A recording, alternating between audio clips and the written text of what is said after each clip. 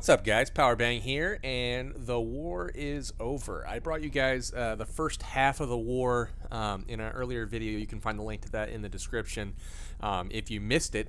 However, this is going to be part two and kind of showing you guys how it ended up. So, as you can see, they did decide to play.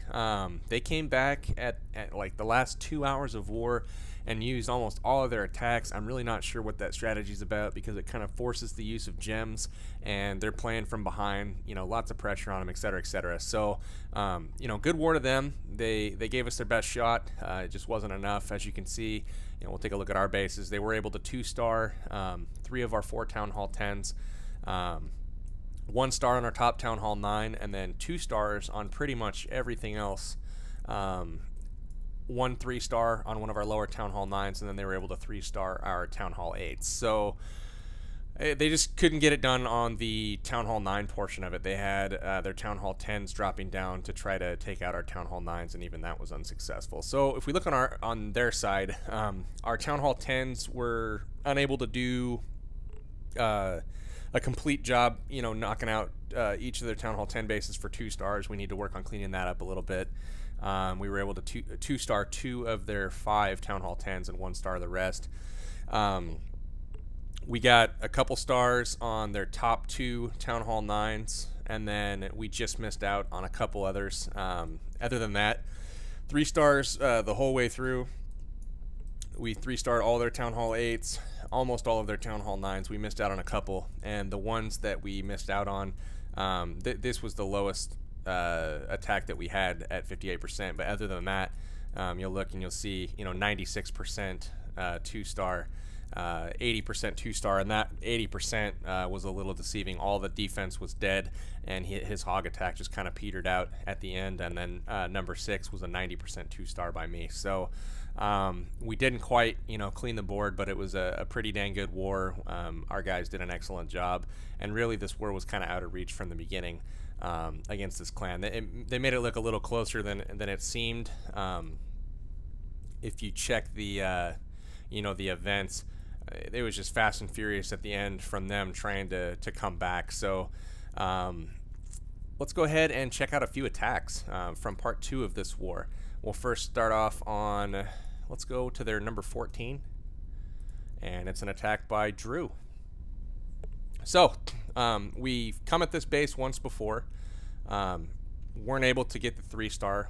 The first couple attacks on it were with Hogs, and it just didn't go right. We had one guy fat finger a spell a little bit early, and it really threw off the rest of his raid. He wasn't able to, I mean, it was an absolutely beautiful raid, but the accidental spell cost him. He just didn't have enough to keep his Hogs up at the end. So as you'll see, he starts clearing the outside with minions, trying to take out some additional buildings and create his funnel.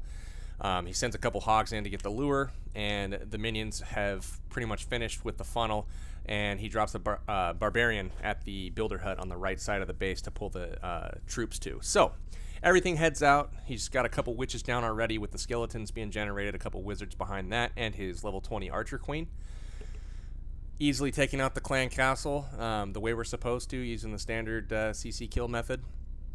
As it's all under control, he puts his golem down to go in and target that cannon, and in doing so, he's targeting the queen. And as his troops move up here, they're going to say, hey, you know, the queen, you're shooting that golem. The king's going to see it and lock on right here. Go up to her, give her a couple thumps, and she is dead. So he's got the bulk of what he's trying to do done, and now he's going to try to get in and take out an air defense with that queen if he's lucky. But the first couple hounds come in targeting that first air defense. He's got targeted balloons coming in behind them. The queen has moved in and the king has moved in, and they've taken out one of the air defenses, and now he's going to deploy the hounds around the base in a or actually it's a clockwise fashion, and target defense buildings with his balloons. He's got rages in the core to get those air defenses down, and force the beginning balloons into the center to take out the expos. Now on the top side, you'll see he's got some back-end balloons coming in. The air defense has too many balloons to basically deal with. He's got a great placement on his rage spell to handle both packs. He's got 3 packs of balloons there, and all of them are under the effect of that rage spell. And that basically got this 3-star for him was that last rage. So he's got plenty of pups for cleanup. We'll go ahead and fast forward. And, you know, great job, Drew. You wrecked this base, and awesome 3-star once again. You're on a roll, bud. So, moving on to the next attack. We'll check out number 15. We'll look at an attack by Bigler. And Bigler is one of our Gowiwi experts. He likes a lot of witches. You'll see he's got 8 that he's coming with. He's going to bring the clan castle out with his hogs, anchor up top with an archer out of the range of the defense, and bring up the remainder of the clan castle troops. He's got his distraction down. A couple witches go down. A little bit late on the witches. You'll see that those actually get targeted because he was late getting them down. That's something that you can clean up for your next raid, but that was an unnecessary loss of troops. You got to make sure that the skeletons have spawned and are out in front of your kill squad there before your distraction troops die. So a couple golems go down. They're inside the base now. Witch is behind in full force. He's got his funnel created. Everything's going to the center of the base. Now I really like what Bigler does here. He drops a jump spell to access all of those inner compartments. King goes in, takes out the enemy king. The queen is down from the wizard. She's just too busy shooting skeletons that are in her inner kitchen, so to speak. Everything's into the core, and once things are into the core, the giant bombs are triggered here. You're going to see a heal spell go down to kind of keep everything alive while the outer defenses are you know, focused on them. A jump spell is going to go down to get the troops out of the core. So he rolls with a double jump spell, which is awesome. There's the heal. Those outer defenses are shooting at his golem still. He's got a couple wizards that are being targeted as they've strayed a little bit from their golems, but that heal spell's keeping them up and letting them do work on the defensive buildings. As you can see, his queen's full life with an ability left still. He's got very, very minimal defense left, and half of it's shooting at high HP troops like the Barb King and golems. Everything's looking good. He's got one witch coming around the top right, working down that flank, taking out some of those trash buildings. His heroes are going to go up and help take out that last Tesla location. And he's got witches working his way around the bottom of the base. So everything's looking really good, Bigler. You know, you basically just overpowered this guy, and this is you know, this is a better strategy against a Town Hall 9 base than it is against a Town Hall 10, the Gowiwi I'm referring to. Lots of witches can basically overwhelm and swarm a base, especially if you're able to deal with the splash damage in the first part of the raid. Bigler does a really good job utilizing jump spells in smart locations. He takes 2 with him on his Gowiwi raids, and 1 helps him access the core, 1 helps him leave the core. And when you have that many skeletons running around, it's just not possible for the defense to catch up in time to take out the distraction troops before the bulk of his heavy damage dealing troops like his wizards and his heroes catch up and take out the defenses. So awesome job, Bigler. Keep it up, and we're going to move on to the next attack, and this is going to be another one by Drew. He was on cleanup duty this war. Came down to thump a couple of the lower Town Hall 9s. This one's going to be a hog attack.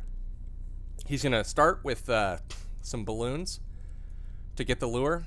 You'll notice he's going to drop a few at the top, archer tower, a couple with the cannons here, and he is going to start seeing the CC troops come out as soon as these buildings are destroyed and they start moving in a little bit further. Same on the bottom. He sent a hog and a balloon in to get that lure done. So the troops are out. He's creating a funnel here with some minions, and also he's got the archer down on the left side to bring those troops out. Barbarians are down, and you'll notice the witches have spawned their skeletons. The barbarians are still alive. So now, when the barbarians die, the next thing that the enemy troops focus on is skeletons, and by then it's too late. There's nothing that they can do to overcome the witches and wizards and the archer queen that's backing it up. That's exactly how you kill a clan castle. Great job there, Drew.